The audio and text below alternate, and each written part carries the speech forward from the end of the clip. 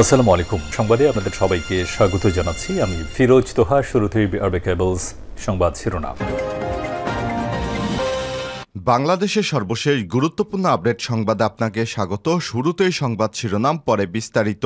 শুরুতেই জানিয়ে দিব, নৈরাজ্য থামাতে কেন্দ্রের নির্দেশনা মানছে না বিএনপির নেতারা, দখলা চাঁদাবাজি বন্ধ। ছাত্র জনতার অভ্যুত্থানে শেখ হাসিনা সরকারের পতনের পর পরবর্তী রাজনৈতিক পরিস্থিতিতে শান্তি শৃঙ্খলা বজায় রাখা এবং চাঁদাবাজি, দখলদারিত্ব, নৈরাজ্য বন্ধে কঠোর অবস্থানে রয়েছে বিএনপি। এরপরও কোথাও কোথাও নানা নেতিবাচক ঘটনা ঘটায় দলটির অনেক নেতা যুক্ত বলে জানা গেছে। এজন্য সারা দেশে 2 শতাধিক নেতাকর্মীকে বহিষ্কার করেছে বিএনপি। তারপরও বিভিন্ন স্থানে চাঁদাবাজির সঙ্গে বিএনপির নেতাদের সম্পৃক্ততার কথা জানা যাচ্ছে।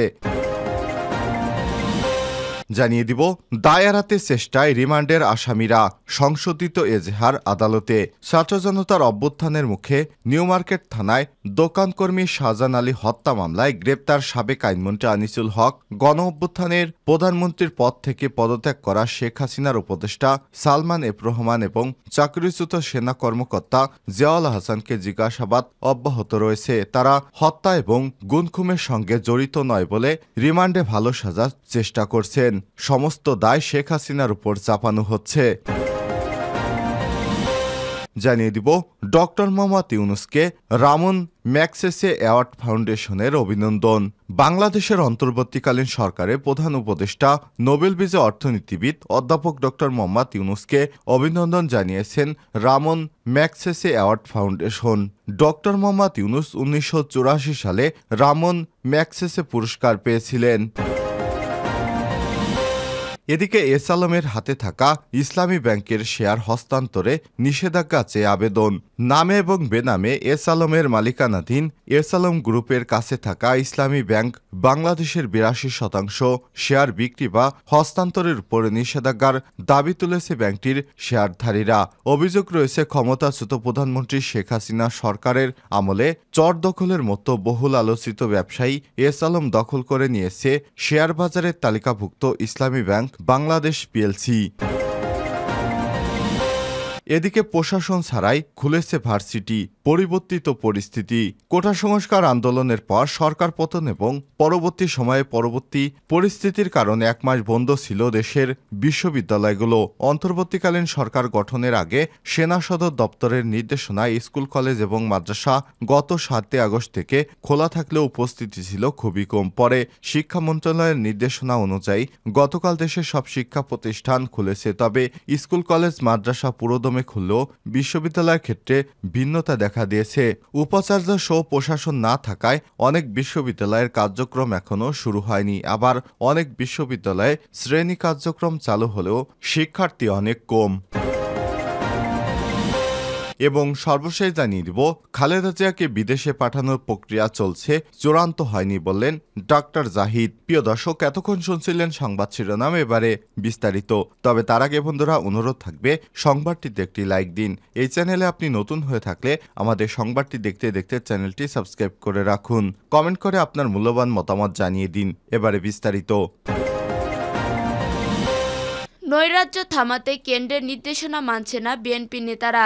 ছাত্র জনতার অভ্যুত্থানে শেখ হাসিনা সরকারের পতনের পর পরবর্তীত রাজনৈতিক পরিস্থিতি, শান্তি শৃঙ্খলা বজায় রাখা এবং চাঁদাবাজ, দখল, দায়িত্ব, নৈরাজ্য বন্ধে কঠোর অবস্থান গ্রহণ করে বিএনপি।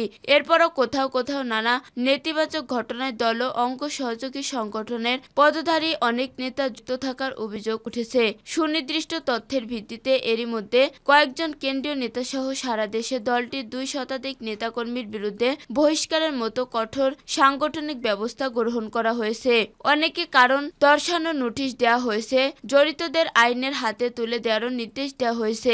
দখলদারিত্ব, চাঁদাবাজির বিরুদ্ধে দলের এমন জিরো টলারেন্স নীতির পরও অপকর্ম পুরোপুরি বন্ধ হয়নি। দলের নজর এড়িয়ে কেউ কেউ গোপনে এসব অপকর্ম চালিয়ে যাচ্ছে বলে অভিযোগ উঠেছে। এক্ষেত্রে নব্য বিএনপি ও দলের সুযোগ সন্ধানী নেতাকর্মীদের দায়ী করেছে করেছে শীর্ষ নেতারা। তাদের দাবি, এরা বিএনপি ও অঙ্গ সহযোগী সংগঠনের নাম ভাঙিয়ে চাঁদাবাজ ও দখলদারিত্ব করেছে। জড়িতরা বেশিরভাগই অনুপ্রবেশকারী বলে তথ্য পেয়েছে তারা। বিএনপির স্থায়ী কমিটির সদস্য আমির খসরু মাহমুদ চৌধুরী গতকাল কালবেলাকে বলেন, আমাদের দলের অবস্থান স্পষ্ট, কোনো দখলদারিত্ব, চাঁদাবাজি, নৈরাজ্য করা যাবে না। এসব ঘটনায় যাদের জড়িত থাকার খবর পাওয়া গেছে তাদের পার্টি থেকে এরই মধ্যে বহিষ্কার করা হয়েছে। এসব অপকর্মে যারাই জড়িত থাকবে তাদের আইনের হাতে তুলে দিতে নির্দেশনা দেওয়া হয়েছে, সে যেই হোক না কেন।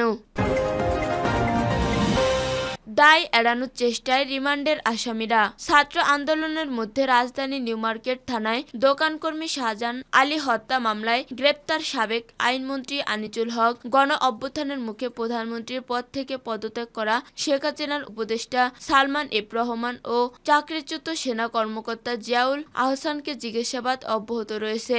তারা হত্যা মামলায় গ্রেপ্তার হয়ে রিমান্ডে থাকলেও পতিত সরকারের নানা বিতর্কিত কর্মকাণ্ডের প্রাসঙ্গিক বিষয়ে জিজ্ঞাসাবাদের মুখোমুখি হচ্ছেন।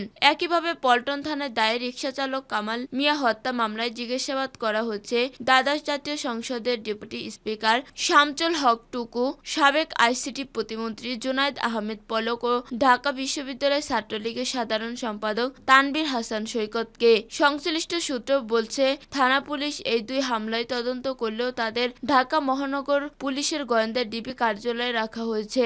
সেখানেই এসে সংশ্লিষ্ট কর্মকর্তারা এই আসামিদের জিজ্ঞাসাবাদ করছেন। ওই আসামিদের জিজ্ঞাসাবাদের সঙ্গে সংশ্লিষ্ট সূত্র বলছে, আসামিরা সবাই দায় এড়ানোর চেষ্টা করছে। তারা দাবি করছে বিষয়গুলো স্বরাষ্ট্র মন্ত্রণালয়ের অধীনে। তারা সংঘর্ষ বা কাউকে গুলি করার নির্দেশ দিতে পারে না। প্রধানমন্ত্রীর নির্দেশে শুধু সরকার অর্পিত দায়িত্ব পালন করেছে। তবে এই ধরনের ঘটনার জন্য তারা প্রস্তুত ছিল না বলে দাবি করেন। ঘটনার বিষয়গুলো তারা স্বীকার করলেও দায় চাপাচ্ছে সাবেক প্রধানমন্ত্রী ও সাবেক স্বরাষ্ট্রমন্ত্রীর উপর। ডক্টর ইউনূসকে রমন ম্যাগসেসে অ্যাওয়ার্ড ফাউন্ডেশনের অভিনন্দন। বাংলাদেশের অন্তর্বর্তীকালীন সরকারের প্রধান উপদেষ্টা নোবেলজয়ী অর্থনীতিবিদ অধ্যাপক ডক্টর মোহাম্মদ ইউনূসকে অভিনন্দন জানিয়েছে Raman Magsaysay award foundation. Doctor Yunus 1984 সালে রমন ম্যাগসেসে পুরস্কার পেয়েছিলেন। সম্প্রতি অধ্যাপক ইউনূসের কাছে পাঠানো ফাউন্ডেশনের এক অভিনন্দন বার্তায় বলা হয়, আমরা রমন ম্যাগসেসে অ্যাওয়ার্ড ফাউন্ডেশনের পক্ষ থেকে আপনার অন্তর্বর্তীকালীন সরকার ও বাংলাদেশের জনগণের আমাদের আন্তরিক অভিনন্দন জানাচ্ছি। বাংলাদেশের সাম্প্রতিক রাজনৈতিক অস্থিরতা একটি অন্তর্ভুক্তিমূলক, দুর্নীতিমুক্ত ও গণতান্ত্রিক সরকারের জন্য দেশটির জনগণের আকাঙ্ক্ষার একটি সুস্পষ্ট প্রকাশ।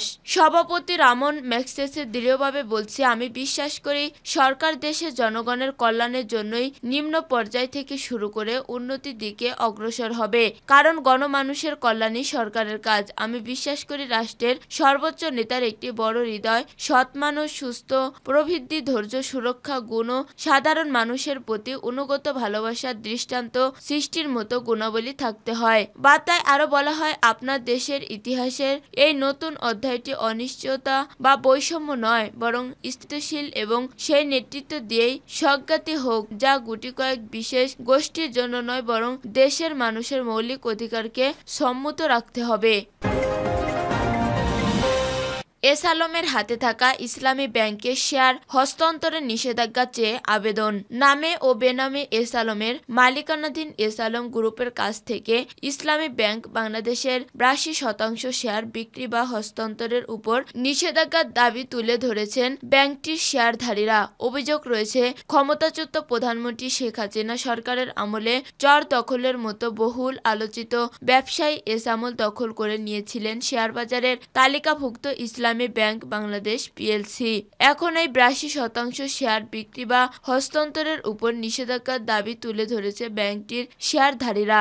এ বিষয়ে বিএসসির কমিশন ও ভারপ্রাপ্ত চেয়ারম্যান মোহাম্মদ মহসিন চৌধুরী গণমাধ্যমকে বলেন, চেয়ারম্যান দপ্তর সেটা গ্রহণ করেছে, আমরা দেখব এটা, তবে এটা প্রক্রিয়াধীন থাকার মাধ্যমেই নতুন চেয়ারম্যান চলে আসবে। রোববার 28 আগস্ট শেয়ারবাজার নিয়ন্ত্রক সংস্থা বাংলাদেশ সিকিউরিটিজ অ্যান্ড এক্সচেঞ্জ কমিশনের বিভাগের বিএসসি চেয়ারম্যান বরাবর লিখিতভাবে এই দাবি জানানো হয়। চিঠি অনুলিপি পাঠানো হয়েছে ঢাকা ও চট্টগ্রাম স্টক এক্সচেঞ্জ এবং শেয়ারের জিম্মিদার প্রতিষ্ঠান সেন্ট্রাল ডিপজিটের বাংলাদেশ লিমিটেড সিডিবিএল ব্যবস্থাপনা পরিচালকের কাছে পাঠানো হয়েছে। প্রশাসন ছাড়াই খুলছে ভার্সিটি। কোটা সংস্কার আন্দোলন, সরকার পতন এবং পরবর্তী সময়ে পরিবর্তিত পরিস্থিতির কারণে এক মাস বন্ধ ছিল দেশের বিশ্ববিদ্যালয়গুলো। অন্তর্বর্তীকালীন সরকার গঠনের আগে সেনা সদর দপ্তরের নির্দেশনায় স্কুল, কলেজ ও মাদ্রাসা গত 8 আগস্ট থেকে খোলা থাকলেও উপস্থিতি ছিল খুবই কম। পরে শিক্ষা মন্ত্রণালয়ের নির্দেশনা অনুযায়ী গতকাল দেশে সব ধরনের শিক্ষা প্রতিষ্ঠান খুলছে। তবে স্কুল, কলেজ, মাদ্রাসা পুরোদমে খুললেও বিশ্ববিদ্যালয়ের ক্ষেত্রে ভিন্নতা দেখা দিয়েছে। উপাচার্য সহ প্রশাসন না থাকায় অনেক বিশ্ববিদ্যালয়ের কার্যক্রম এখনো শুরু হয়নি। আবার অনেক বিশ্ববিদ্যালয়ের শ্রেণী কার্যক্রম চালু হলেও শিক্ষার্থী কম। এর আগে গত 15 আগস্ট শিক্ষা মন্ত্রণালয় থেকে আলাদা আদেশে জানানো হয়, শেখ হাসিনা সরকারের পতনের পর দেশের বিভিন্ন বিশ্ববিদ্যালয়ের উপাচার্যরা পদত্যাগ করতে শুরু করেছে। এরই মধ্যে ঢাকা বিশ্ববিদ্যালয়, জাহাঙ্গীরনগর বিশ্ববিদ্যালয়, চট্টগ্রাম বিশ্ববিদ্যালয়, রাজশাহী বিশ্ববিদ্যালয়, জাতীয় বিশ্ববিদ্যালয়, ইসলামী বিশ্ববিদ্যালয়, বাংলাদেশ ব্যাংক বিশ্ববিদ্যালয় সহ 16টি পাবলিক বিশ্ববিদ্যালয়ের উপাচার্য পদত্যাগ করেছে। এসব পদত্যাগ পত্র গ্রহণ করেছে রাষ্ট্রপতি মোহাম্মদ শাহাবুদ্দিন। উপাচার্য না থাকায় বেশিরভাগ বিশ্ববিদ্যালয়ের শ্রেণী কার্যক্রম শুরু হয়নি। ঢাকা বিশ্ববিদ্যালয়ের শ্রেণী কার্যক্রম এখনো স্থবিরতা বিরাজ করেছে। গত 1 জুলাই থেকে শিক্ষার্থীদের কোটা সংস্কার আন্দোলন ও শিক্ষকদের সর্বজনীন পেনশনের প্রত্যয় স্কিম বাতিলের আন্দোলনের কারণে ক্লাস, পরীক্ষা সহ পুরো দাপ্তরিক কার্যক্রম বন্ধ হয়ে যায়। নতুন অন্তর্বর্তীকালীন সরকার গঠনের পর অফিসগুলো খুললেও শ্রেণী কার্যক্রম ও পরীক্ষা শুরু হয়নি। গতকাল বিশ্ববিদ্যালয় খোলার কথা থাকলেও সেটি হয়নি।